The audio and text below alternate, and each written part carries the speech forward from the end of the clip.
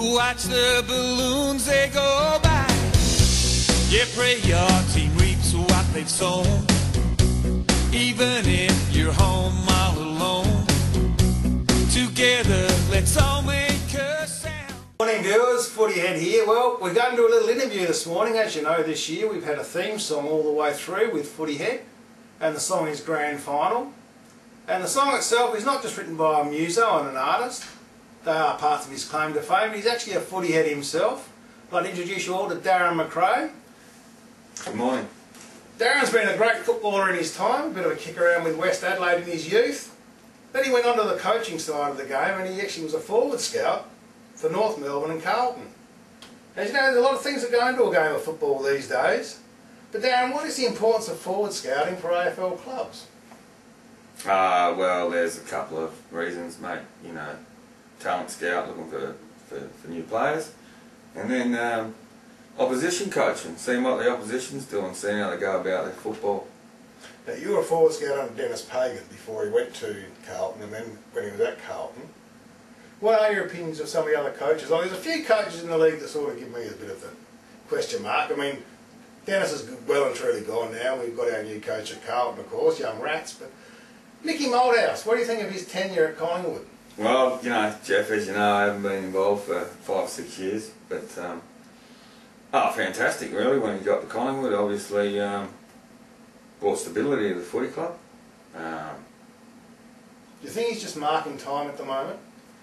No, I think he's going about his job as best he can. You know, like what he's always done. I suppose you know, same game plan really that he's always had, but I think that'll be probably the undoing of it. When you say his game plan, now in your time as a forward scout, did you notice many of the coaches had a set game plan with just a few minor alterations during the course of a season?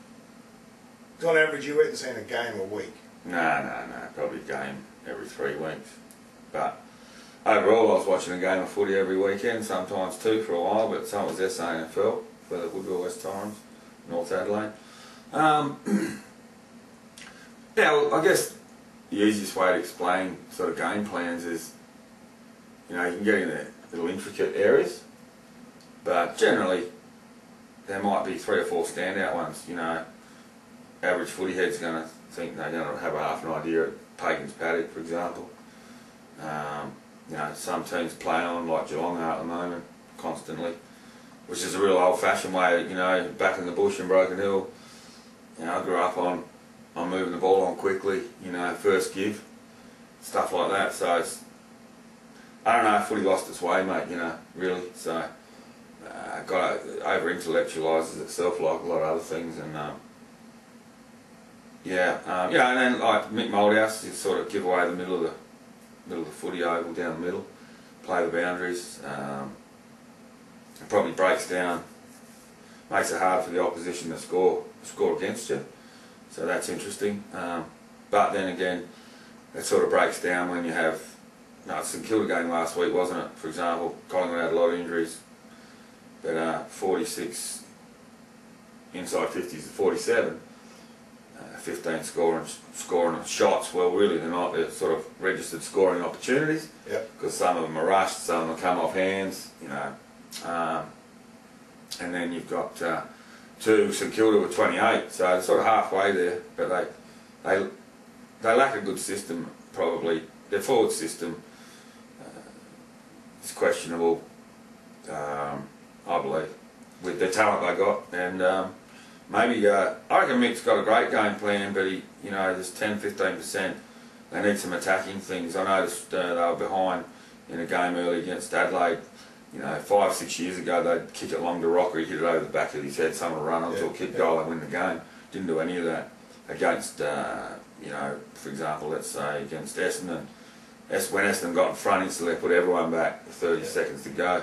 Collingwood were in front by, you know, fair margin, 3 or 4 goals, and they never went defensive.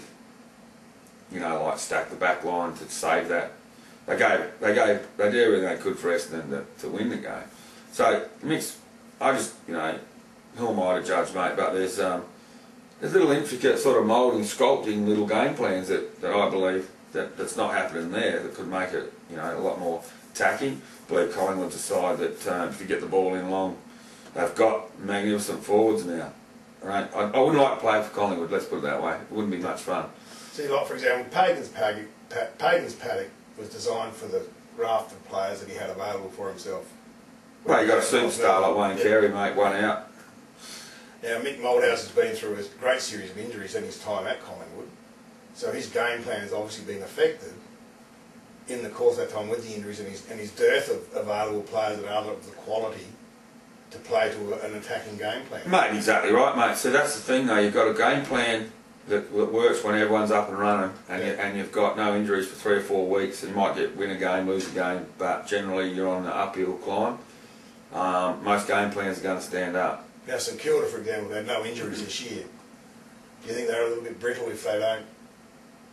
I think everyone is in this AFL competition. You lose 1 or 2 of the right players.